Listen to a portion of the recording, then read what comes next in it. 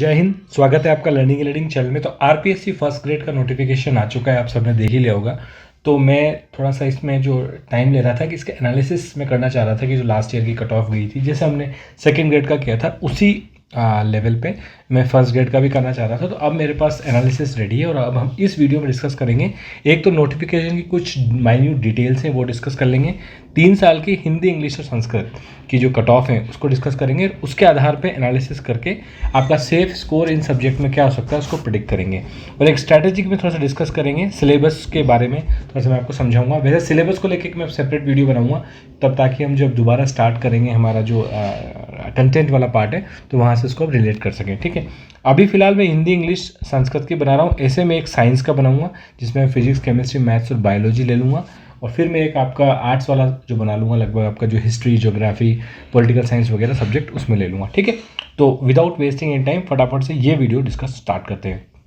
देखो, सबसे पहले तो नोटिफिकेशन तो आपने पढ़ लिया होगा। तो नॉर्मली नोटिफिकेशन में दो चीज़ें बहुत इंपॉर्टेंट होती हैं। एक तो होती है आपकी एलिजिबल क्राइटेरिया, एक आपका एज लिमिट। ठीक है, एज लिमिट तो इसकी नॉर्मली आपको दी हुई है, आप नोटिफिकेशन में देख लेना। अगर कोई डाउट है तो आप मुझे कमेंट सेक्शन में पूछ सकते हो।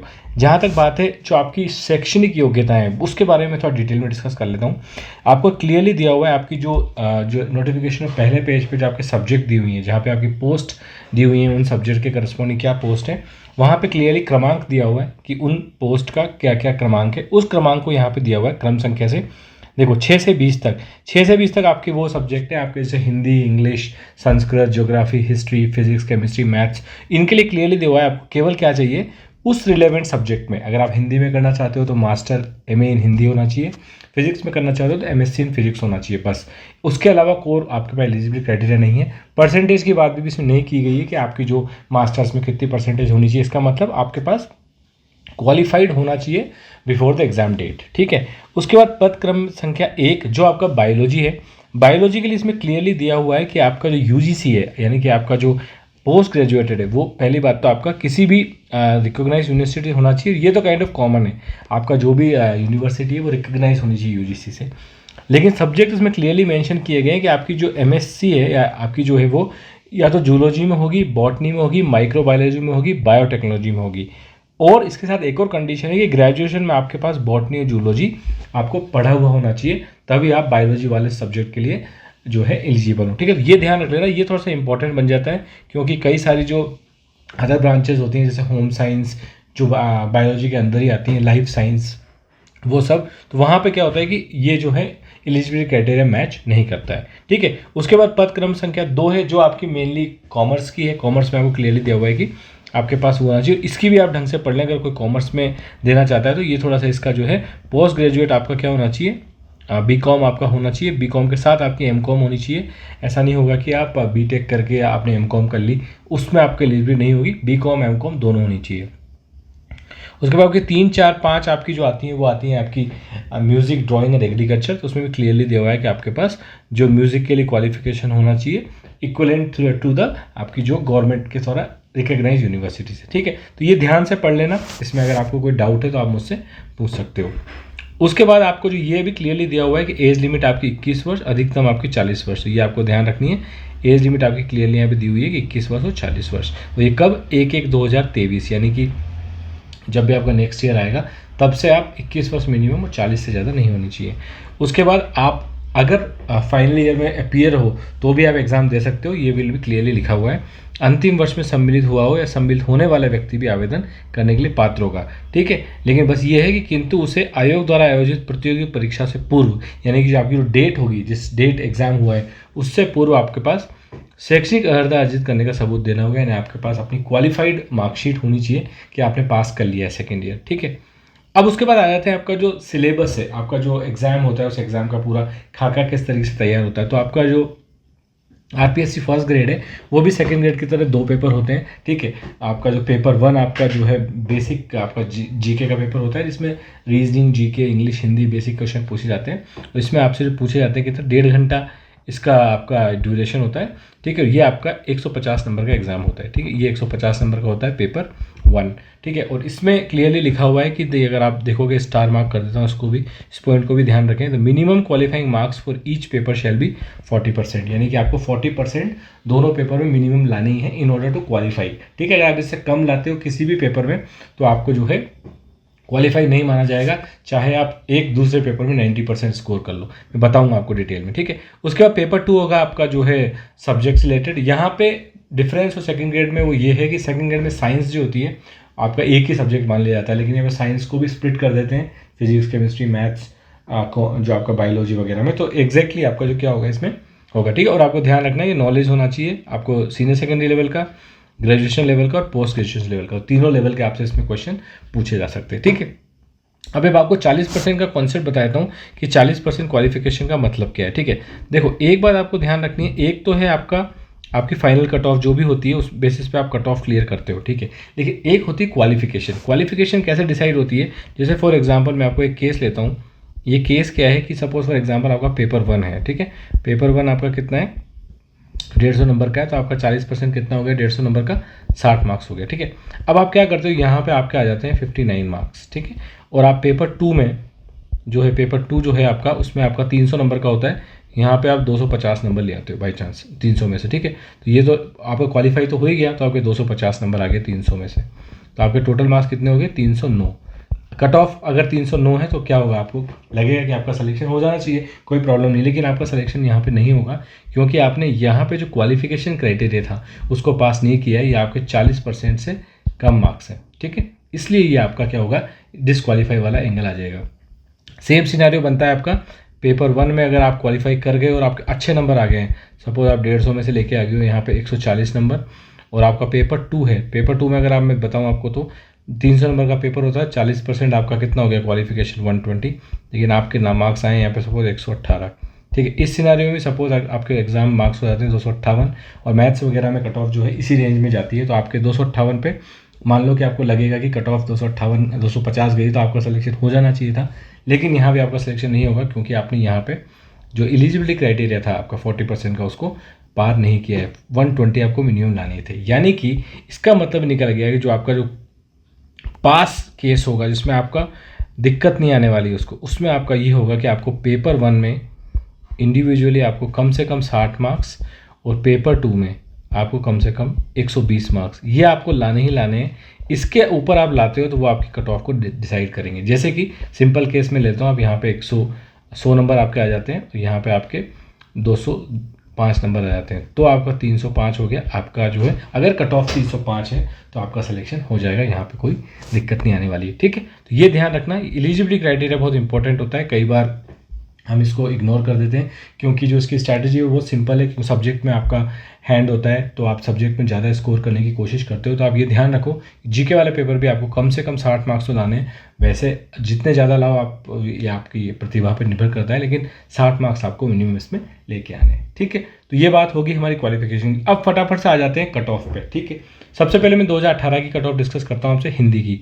देखो, मैं जनरल कैटेगरी की बात करूँगा और किसी कैटेगरी की बात नहीं करूँगा, क्योंकि एनालिसिस जो भी मैंने किया है वो जनरल कैटेगरी पे ही किया है, ठीक है।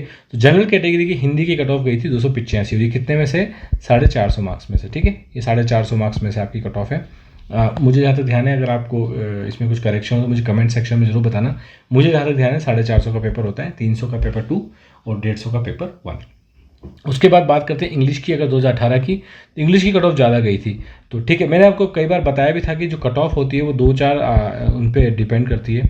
जैसे आपके कितने नंबर ऑफ स्टूडेंट्स, पोस्ट थी वहाँ पे, कितने नंबर ऑफ स्टूडेंट्स ने अप्लाई किया था, ठीक है। अगर पोस्ट कम होती है, ज़्यादा स्टूडेंट अप्लाई करते हैं, तो ऑटोमेटिकली कट ऑफ क्या हो जाती है, अप हो जाती है, ठीक है। तो 3 फैक्टर मेनली आपके काम करते हैं, नंबर ऑफ पोस्ट, ठीक है, नंबर ऑफ पोस्ट कितनी है उस पर्टिकुलर उसकी, ठीक है, और उसके बाद नंबर ऑफ एप्लीकेंट्स, ठीक है।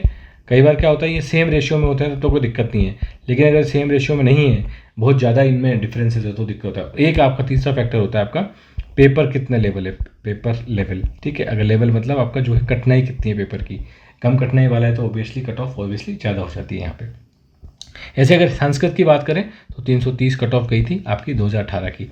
ऐसे अगर मैं 2014 की कट ऑफ की बात करूँ तो हिंदी में आपकी बॉयज़ की और गर्ल्स की सेम डिफरेंट कट ऑफ गई थी, तो गर्ल्स की ज़्यादा गई थी। यहाँ पे कुछ लोग कंफ्यूज हो सकते हैं कि गर्ल्स की ज़्यादा बॉयज़ की बराबर क्यों नहीं है। तो नॉर्मली मैंने आपको बताया था कि जो गर्ल्स में नॉर्मली अगर आपको एक जो है अगर नंबर ऑफ स्टूडेंट्स जो एप्लीकाइड है, जो फिक्स होती है नंबर ऑफ पोस्ट, जिसको हॉरिजॉन्टल रिजर्वेशन बोलते हैं, तो कई बार क्या होता है कि नंबर ऑफ सीट्स जो हैं आरपीएससी रिजर्व कर देता है हॉरिजॉन्टल रिजर्वेशन के द्वारा गर्ल्स के लिए। लेकिन क्या होता है कि गर्ल्स जो हैं बॉयज़ से ज़्यादा स्कोर कर लेती हैं, तो गर्ल्स वाली कैटेगरी में उनकी कट ऑफ ऑटोमेटिकली हाई हो जाती है। ठीक है, ये नॉर्मली होता है, लेकिन ये जो आपका इस 2018 में हिंदी में ऐसा देखा गया है, उसके 2014 में सॉरी। उसके बाद इंग्लिश की बात करें तो इंग्लिश की कोई दिक्कत नहीं थी, आपकी 320 मार्क्स कट ऑफ गई थी। और संस्कृत की बात करूँ तो आपकी 328 कट ऑफ गई थी। ठीक है, इसमें मेरे पास गर्ल्स की कट ऑफ नहीं थी, तो मैंने लगभग आपको इसका एवरेज ले सकते हो, ज़्यादा डिफरेंस नहीं आता, 10 से 15 नंबर का डिफरेंस आ सकता है। ठीक है, उसके बाद अगर 2011 की बात करें तो क्विकली देख लेते हैं। संस्कृत की गई थी 343, ठीक है, और आपकी हिंदी की गई थी 316, और आपकी इंग्लिश की गई थी 333। ठीक है, तो ये मार्क्स आपके 3 साल के कट ऑफ के हैं। इस बेसिस पे अगर मैं एनालिसिस करूं तो मेरा एनालिसिस ये निकल के आता है, अगर मैं केवल जनरल कैटेगरी की बात करूं, ठीक है, अक्रॉस द कैटेगरी आप देख सकते हो, तो मेरे एनालिसिस के हिसाब से आपका जो सेफ स्कोर होगा वो ये कैटेगरी में आएगा। ठीक है, अब आप अगर इस कैटेगरी में जनरल कैटेगरी में हो, अक्रॉस द कैटेगरी आप डिसाइड कर सकते हो। जैसे कि बाई चांस अगर मैं मान के चलूँ कि जनरल की 333 कट ऑफ है और अगर एससी की 290 कट ऑफ जा रही है, तो डिफरेंस जो रहता है लगभग आपका 40 से 50 नंबर का डिफरेंस रहता है। तो वो डिफरेंस आप यहाँ भी अप्लाई कर सकते हो, उसमें कोई दिक्कत नहीं है। ठीक है, तो मेरे एनालिसिस के हिसाब से जो सेफ स्कोर रह सकता है वो आपका हिंदी का रह सकता है 305 से 322 के बीच में, और इंग्लिश का रह सकता है 320 से 335 के बीच में, और संस्कृत का रह सकता है 330 से 355 के बीच में। ये जो है एनालिसिस है बेस्ड ऑन दिस डेटा और नंबर ऑफ पोस्ट जो अभी अप्लाई नंबर ऑफ पोस्ट जो इन्होंने निकाली है सब्जेक्ट की। अब प्रॉब्लम ये है कि संस्कृत की पोस्ट एग्जैक्टली कितनी है मेरे को डिटेल्स आइडिया नहीं है, लेकिन आप ये मान के चलो कि इसमें एक ही आपका चीज़ है, जो क्वेश्चन का जो पेपर है, क्वेश्चन पेपर अगर बहुत ज़्यादा टफ आ गया तो ऑटोमेटिकली कट ऑफ इसकी डाउन हो जाएगी। इसलिए मैंने आपको इस वर्ड को कट ऑफ नहीं बोला है। ठीक है, ये कट ऑफ नहीं है। कट ऑफ तो हम क्या होता है, पेपर आता है उसके बाद डिसाइड करते हैं मार्क्स के द्वारा, स्टूडेंट के मार्क्स कलेक्ट करके और बहुत सारी चीज़ों से। लेकिन ये क्या है, आपका एक सेफ स्कोर हो सकता है जहाँ से आप टारगेट ले सकते हो कि अगर आप हिंदी टारगेट कर रहे हो तो आप 322 प्लस 325 का टारगेट करो, तो इस रेंज में आपको जो है सेफ आप अपने आप को मान सकते हो। ठीक है, देखो जितनी ज़्यादा पढ़ाई करोगे मार्क्स तो आपको उतने ज़्यादा आने ही है, लेकिन एक सेफ होता है अपना। कई बार अगर पेपर आपका इस रेंज में आया है तो इतनी पढ़ाई तो मिनिमम आपको करनी ही करनी है। ठीक है, अब इसको अगर मैं आपको एनालाइज करूँ पढ़ाई के उसमें स्ट्रैटेजी जिसको बोलते हैं कि किसी भी एग्जाम की जो पढ़ाई होती है वो कैसे करते हैं। ठीक है, तो दो ही तरीके होते हैं। अगर आपको पता चल गया कि मुझे इतने मार्क्स तो लाने ही लाने हैं, तो फिर आप क्या कर सकते हो, सपोज फॉर एग्जाम्पल मैं यहाँ पे केस ले रहा हूँ हिंदी का। ठीक है, ये अक्रॉस द कैटेगरी ये केस चलेगा आपका, आप संस्कृत फिजिक्स केमिस्ट्री को कहीं भी अप्लाई कर सकते हो। अगर आपको पता चल गया कि मुझे 322 नंबर लाने हैं, ठीक है, अब आप इन 322 नंबर को स्प्लिट कर सकते हो कि आपकी स्ट्रेंथ क्या है और आपकी वीकनेस क्या है। ठीक है, अगर आपकी स्ट्रेंथ पेपर 1 में है जो कि जीके का या वो आता है, तो आप क्या करो, मैक्सिमम स्कोर वहाँ करने की कोशिश करो। आपकी स्ट्रेंथ अगर पेपर 2 में है तो आप पेपर 2 में स्कोर करने की कोशिश करो। हमेशा ये ध्यान रखना, ये स्ट्रैटेजी होती है, वेरी बेसिक स्ट्रैटेजी किसी भी कॉम्पिटिटिव एग्जाम को क्रैक करने की। You should by heart the syllabus. Syllabus आपको बाई हार्ट होना चाहिए। रात को 12 बजे भी अगर आपको उठा के पूछे कि सिलेबस क्या था, कौन सा जीके का टॉपिक है, तो महाराणा प्रताप वाला, महात्मा गांधी वाला, आपका बौद्ध शिक्षा वाला, सब टॉपिक आपके पेपर 1 के क्लियर होने चाहिए और आपको पता होना चाहिए कि ये सिलेबस में और मैंने उनको पूरा पढ़ रखा है। ठीक है, ये तो होगी आपकी पढ़ने का, आपका क्या पढ़ें, केवल सिलेबस में जो दिया है वो पढ़ें, आजू बाजू आगे पढ़ने की कोई ज़रूरत नहीं है। ठीक है, क्योंकि लिमिटेड क्वेश्चंस आते हैं, पुराने पेपर में आपको सॉल्व करूँगा तो आप देख लोगे, पिन पॉइंट क्वेश्चंस आते हैं, आपको केवल इन्फॉर्मेशन जो याद रखनी है, इसमें ज़्यादा आपसे सब्जेक्टिव या आपकी नॉलेज चेक नहीं की जाती है। ठीक, उतना ही पढ़ें, लिमिटेड पढ़ें, लेकिन स्मार्टली पढ़ें। ठीक है, rather than doing a lot of study, don't do lot of study, do smart study. ठीक है, अब बात करते हैं आपका जो स्ट्रेंथ वाली बात की। देखो स्ट्रेंथ में क्या होता है कि आपको अपनी स्ट्रेंथ पे काम करना है। एक बहुत ही गलत स्ट्रेटजी मैं कहूँगा, मुझे पता नहीं, मेरे हिसाब से कि लोग बाग क्या करते हैं कि अपनी वीकनेस पे काम करना शुरू कर देते हैं। जो स्टूडेंट्स होते हैं जो वीकनेस है उस सब्जेक्ट को उठा लेते हैं, वहाँ पे ज़्यादा एफर्ट डालना शुरू कर देते हैं। मेरा मानना ये है कि इसमें, क्योंकि ये ऐसे एग्जाम में कट ऑफ फिक्स होती है, आपको 90% 95% स्कोर नहीं करना है इसमें, 450 में से 450 नहीं लाने, आपको 322 323 325 नंबर लाने और आपका सिलेक्शन हो जाएगा। ठीक है, अगर आपके 400 आए तो भी आपको वही जॉब मिलनी है, और 322 325 आए तो भी आपको वही जॉब मिलनी है। तो स्मार्टली पढ़ें, कम पढ़ें लेकिन एक्यूरेटली पढ़ें। आप पेपर 1 टारगेट कर सकते हो। अगर आपको लगता है कि आपकी जीके स्ट्रांग है तो आप 150 में से यहाँ पे 120 प्लस टारगेट कर सकते हो। उसके बाद आपको यहाँ पे आराम से जो है क्वेश्चन मिल जाएगा 300 में से। अगर आपका नहीं भी है तो आप 200 तक भी लाओगे तो भी आप 320 के उस जादुई नंबर तक पहुँच जाते हो। लेकिन अगर एक केस ये बनता है कि मैं बोलता हूँ कि 322 मेरी कट ऑफ जाती है, लेकिन मेरा स्ट्रॉन्ग होल्ड जो है पेपर 2 में है, ठीक है, मेरा पेपर 2 में स्ट्रॉन्ग होल्ड है, तो यहाँ मैं टारगेट करूँगा 240। और फिर मैं क्या करूँगा इजीली, क्योंकि मेरा पेपर 1 में मेरे को क्वेश्चन मिल जाएगा, मेरी जीके वगैरह मेरे को ज़्यादा याद नहीं रहती है, तो मैं यहाँ पे 80 to 90 नंबर ला सकता हूँ, जिससे मेरी कट ऑफ क्लियर हो जाएगी। बट स्टार मार्क आपको ध्यान रखना है कि आप 60 से नीचे नहीं जा सकते हैं, ठीक है, 60 से नीचे नहीं जा सकते, क्योंकि 60 से नीचे जाते हैं क्या होगा, आप क्वालिफाई ही नहीं कर पाओगे, ठीक है। तो 60 से नीचे नहीं जाना है, तो आपको 80 से 90 यहाँ टारगेट करोगे, यहाँ 240 करोगे, तो ये आपका फिर से वही 322 से 330 का आपका आंकड़ा बन गया, तो लगभग आपकी जो है ये सेफ स्कोर आ जाता है, ठीक है। ये जो मैंने सेफ स्कोर निकाला है, ये ऑब्वियसली कई सारे इसमें मेथड्स हैं। एक तो आपका एवरेज है, एवरेज वाला मेथड है, एक आपका एवरेज का जो लोअर एंड और एवरेज का मिन मैक्स एंड, इस तरीके से बनाया है। लेकिन ये एक्यूरेट नहीं है, इससे ज़्यादा भी हो सकती है, इससे कम भी हो सकती है। लेकिन हाँ 80% चांस है कि इससे ज़्यादा होने के 80% चांस नहीं है, ठीक है। 20% चांस है कि इससे ज़्यादा कट ऑफ हो सकती है, ठीक है। तो ये आपकी स्ट्रैटेजी होगी। इन जनरल जो सिलेबस की स्ट्रैटेजी है कि आपको कौन सा, एक बार मैं कंप्लीट सिलेबस लूँगा आपका, जो स्पेशली पेपर 1 का, क्योंकि पेपर 2 का तो बहुत बड़ा सिलेबस है और सब्जेक्ट वाइज वेरी करता है। पेपर 1 के सिलेबस को लेके मैं आपको कुछ चीज़ें शेयर करूँगा कि आपको किस तरीके से पढ़ना है, कौन सी बुक्स आपको करनी है, किस तरह के क्वेश्चंस आते हैं, आपको किस तरह के क्वेश्चंस में पिन पॉइंट इन्फॉर्मेशन पढ़नी है। नॉर्मली क्या होता है, जैसे कि उसमें लिखा हुआ है कि महात्मा गांधी और उनका आंदोलन, तो हम लोग क्या करते हैं, महात्मा गांधी के बारे में पूरा पढ़ने लग जाते हैं कि उन्होंने क्या किया क्या नहीं किया। देखो, आपको केवल महात्मा गांधी का सफ़र देखना है और उनका इंडिया में जो है क्या योगदान था वो देखना है। अब कई बार क्या है कि साउथ अफ्रीका में जब महात्मा गांधी थे, वहाँ भी उनका काफ़ी योगदान था, तो उसके बारे में डिटेल नहीं जाना है हमको। बस 1915 1917 से देखना है कि जब महात्मा गांधी आए थे, उसके बाद 1920 से उन्होंने एक्टिवली पार्टिसिपेट किया। आपका जो भी चोरी चोरा कांड हुआ, या आपका जो नमक आंदोलन हुआ, भारत छोड़ो आंदोलन हुआ, असहयोग आंदोलन हुआ, उनका जो गोलमेज सम्मेलन से उनसे रिलेटेड हैं, वो कब अध्यक्ष बने, उनका जो भी कॉन्वर्जेशन रही, ये सब जो बेसिक इन्फॉर्मेशन है, ये आपको ढंग से पता होनी चाहिए, उनकी सारी एक्टिविटी। तो अगर महात्मा गांधी की बात करूँ तो आपके लिए इंपॉर्टेंट होना चाहिए, वो होना चाहिए 1917 से 1950, ये वाला पीरियड जो उनका है ये इंपॉर्टेंट होना चाहिए। इस पीरियड में उन्होंने क्या क्या किया, ये आपको बारीकी से पढ़ना है और आपको इन्फॉर्मेशन ध्यान रखनी है, ठीक है। तो ये आपकी हो गई महात्मा गांधी के बारे में। Like that only you have to study and categorize your entire syllabus. उसमें क्या पढ़ना है पहले डिसाइड करना है, उतना ही हमको पढ़ना है, ठीक है। तो ये बात होगी। मैं इसके लिए सेपरेट वीडियो एक बनाऊंगा जहाँ पे आपको स्पेसिफिकली मैं क्या है, कोई एक जनरल आरपीएससी फर्स्ट ग्रेड के सिलेबस को लेके मैं आपको बताऊंगा पढ़ने का जो तरीका होता है वो क्या होता है, स्ट्रैटेजी, प्रॉपर स्ट्रैटेजी, ठीक है, और याद करने का तरीका, कैसे आप अपने दिमाग को ट्रेन कर सकते हो। ये हम सेपरेट वीडियो में लेंगे जो कि जनरल होगा for all the competitive exam, ठीक है। तो ये बात होगी हमारी कट ऑफ की। यहाँ पे मुझे लगता है कि शायद ये इन्फॉर्मेशन जो भी मैं आपको देना चाहता था वो मैं दे चुका हूँ यहाँ पे। अब इसी तरीके का एक वीडियो मैं साइंस और आपका जो ज्योग्राफी वाले के लिए बनाऊंगा।